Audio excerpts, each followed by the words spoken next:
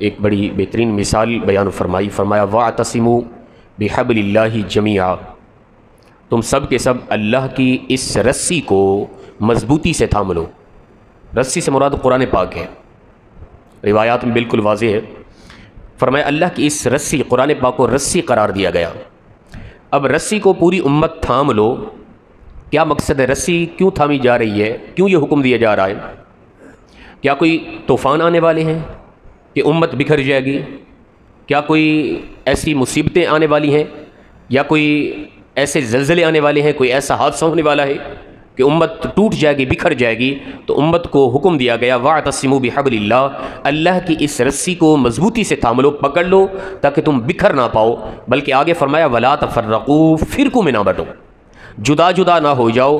جدائی سے بچنے کے لیے، فرقہ واریت سے بچنے کے لیے، امت کے اندر اتحاد کے لیے، امت میں پیار و محبت کے لیے لازم و ضروری ہے کہ اللہ کے اس قرآن کو، اس رسی کو مضبوطی سے تھام لو۔ امت ہمیشہ متحد اور متفق رہے گی۔ اللہ کا یہ قرآن واحد ایک ایسا حل ہے، ایسا ذریعہ ہے کہ جس سے امت کا اتحاد ممکن ہے، ٹھیک ہے نا؟ قرآن اور حدیث، حدیث مبارکہ بھی یہ وحی خفی ہے نا، قرآن پاک وحی جلی، حدیث پاک وحی خفی۔ قرآن اور حدیث کی طرف جب ہم متوجہ ہو جائیں گے تو ہمارے ہاں اختلاف، یہ نفرتیں، یہ تصادم، یہ ٹکراؤ، یہ جھگڑے جیڑے، یہ فرقہ واریت، سب کچھ مٹ جائے گا۔ پوری امت ایک پلیٹ فارم پہ متحد نظر آئے گی اگر ہم قرآن اور حدیث کی طرف متوجہ ہو گئے تو۔ اسی طرح فرمایا کہ جب بھی کبھی آپ سے اے محبوب، یہ سورہ الاحقاف اس کی آیت نمبر 3 ہے، فرمایا کہ جب بھی آپ سے کبھی کوئی غلط نظریات رکھنے والے مشرکین آپ سے بحث کریں تو ان سے دلیل مانگو۔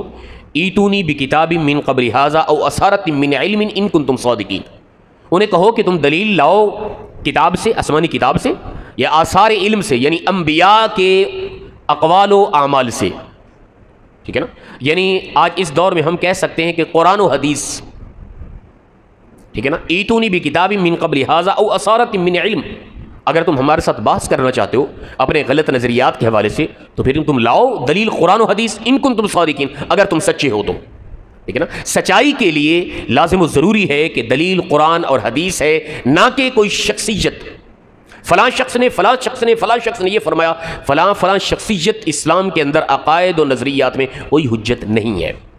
ہمارے یہاں اختلاف اور نفرتیں، فرقہ واریت کی بنیادی وجہ ہی شخصیات ہیں۔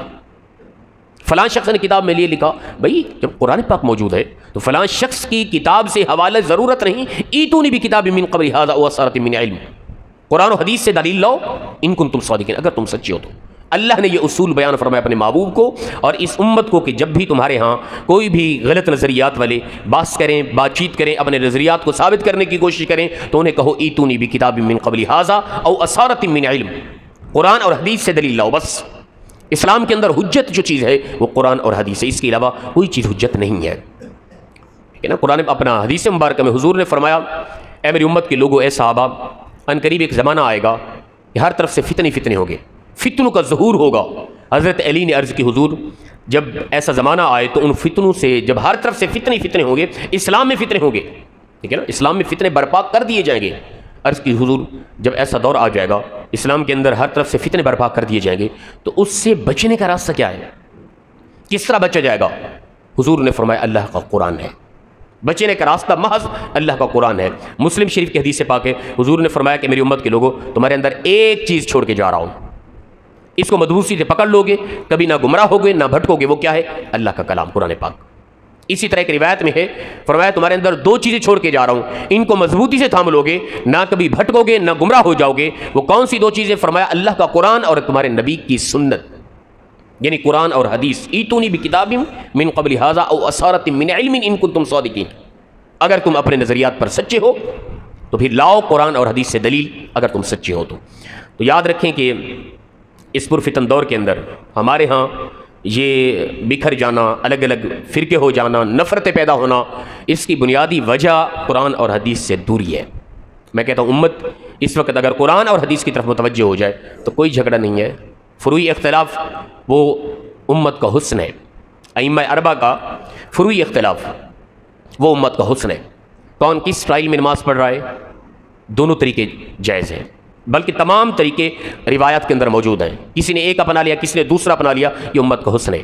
یہ اپنا محدثین اور فقہا کی تحقیقات ہیں. ٹھیک ہے نا. یہ امت کا حسن خوبصورتی ہے. اس اختلاف میں کسی قسم کا کوئی مسئلہ نہیں ہے. لیکن اس دور کے اندر وہ قرآن پاک کے اندر اللہ تعالیٰ نے بیان فرما دیا کہ انبیاء کے جانے کے بعد ان کے پیچھے آنے والے لوگوں نے وہ فرقوں میں بٹ گئے، اور کلو حزب بما لدیہم فرحون، ہر ایک شخص جس فرقہ میں ہے اس میں خوشی منا رہا ہے کہ میں ہی حق پہ ہوں. ٹھیک ہے نا. وہ اسی میں خوشی منا رہا ہے کہ بس میں حق پہ ہوں. وہ جیسا بھی ہے، اس کے پاس کوئی دلیل ہے نہیں ہے، وہ خوش ہے اسی میں کہ میں ہی حق پہ ہوں. اور اللہ فرماتے پھر ہم ان کا فیصلہ کریں گے ان قریب. حق کو اگر تلاش کرنا ہے تو یہ دیکھیں کہ قرآن اور حدیث کیا کہہ رہا ہے. آپ کے سامنے بیٹھا ہوا ممبر رسول پر بات کرنے والا وہ قرآن کی بات کر رہا ہے، حدیث کی بات کر رہا ہے، یا اپنی ذات کی کوئی بات کر رہا ہے، یا شخصیات کی بات کر رہا ہے. یہ چیز دیکھنی ہے. ٹھیک ہے نا. تو حق و باطل کا فیصلہ اسی چیز میں ہے کہ ہم نے قرآن اور حدیث کو سامنے رکھنا ہے.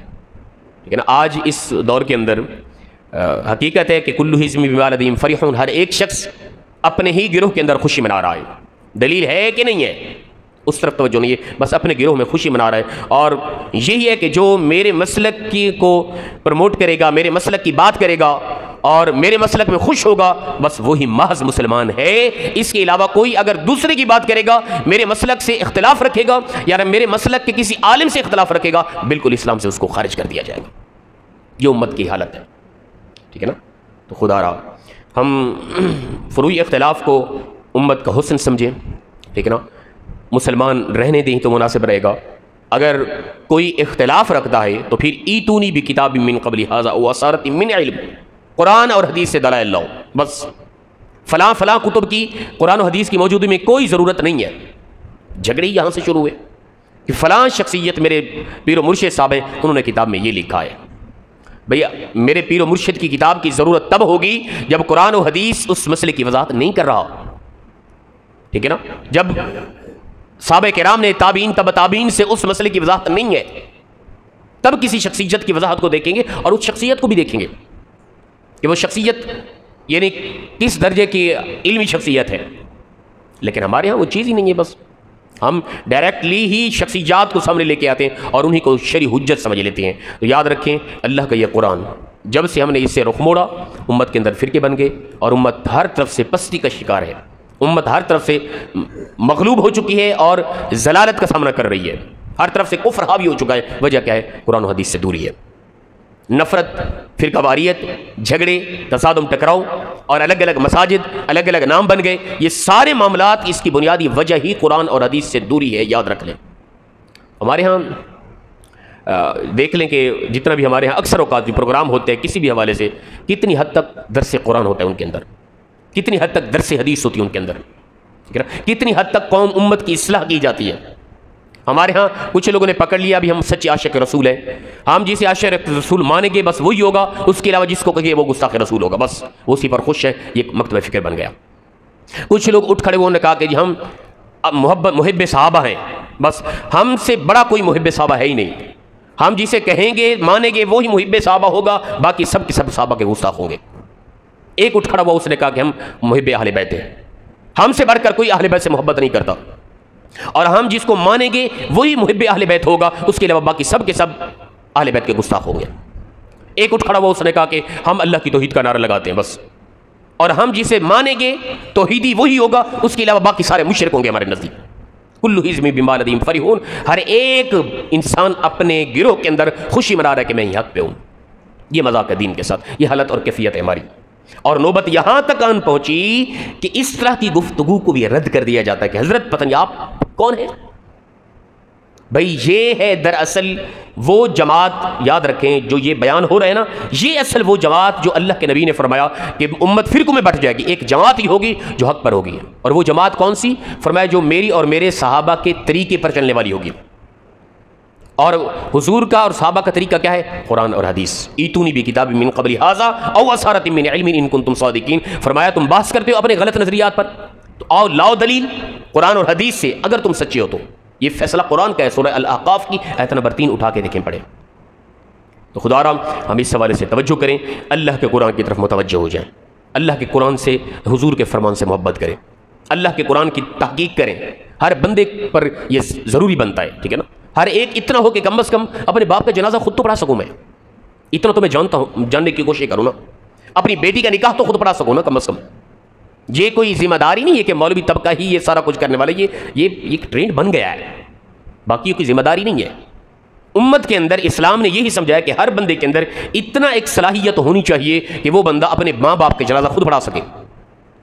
اتنا صلاحیت ہونی چاہیے کہ اپنے بچہ پیدا ہونے والے کے کان کے اذان میں خود پڑھے. اتنا صلاحیت ہونی چاہیے کہ اپنی اولاد کے بیٹیوں کے نکاح خود پڑھائے.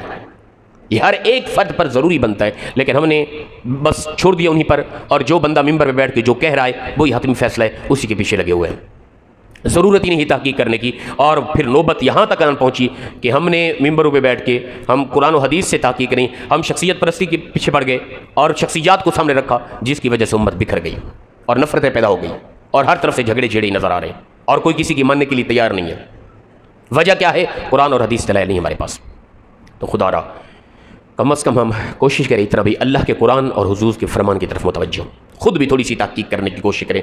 نہیں ہے وقت تو کم از کم صبح اگر آپ کی مسجد کے اندر ریگولر درس قرآن ہوتا ہے, کم از کم اس کو توجہ کے ساتھ ریگولر سننے کی کوشش کریں. ضرور اللہ ہمیں دین اسلام کی حقیقی پہچان ضرور عطا فرمائے گا.